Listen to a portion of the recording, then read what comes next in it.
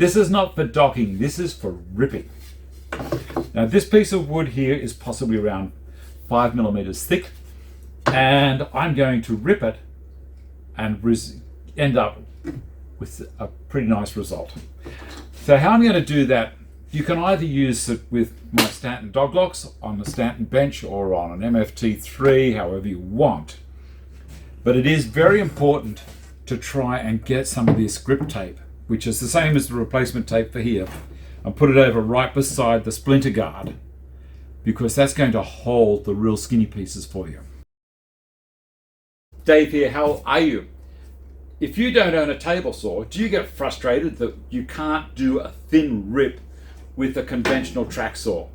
Well, now I've got some good news for you, because TSO Products have come out with Narrow Stock Pro Rip Cutting System, and it's going to revolutionize the way you use your track saw. You don't need one of these. Here we go. So let's see how it goes.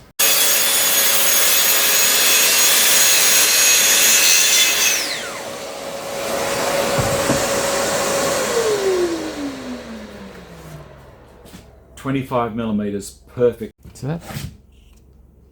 25.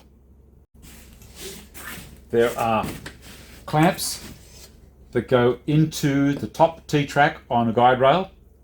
There are 2 units that hold on to a gauge bar, which is here. There, those gauge bars.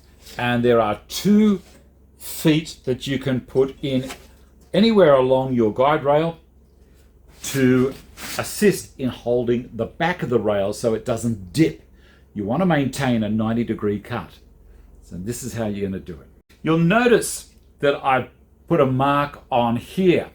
Now that I did with a marking knife. How I did that was I brought this gauge bar all the way down to the edge of the splinter guard. So it's crucial you put a brand new splinter guard on, cut it to the right width with your track saw so that it's calibrated straight away.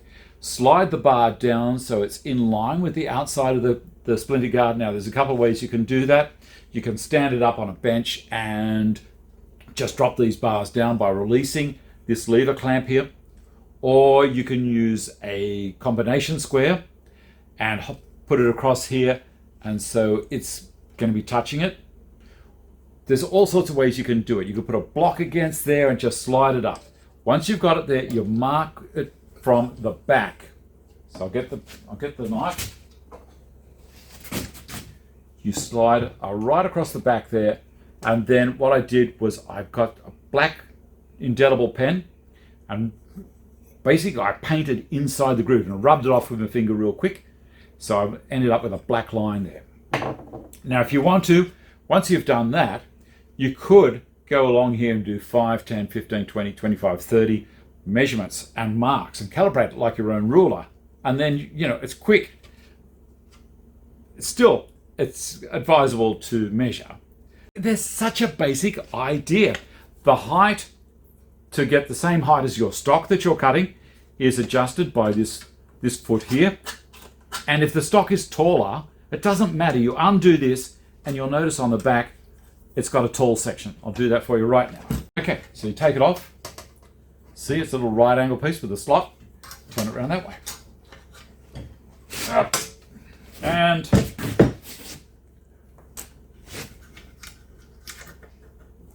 then we can slide it in. So I'll put it down to its maximum depth. See, that's as high as we can go.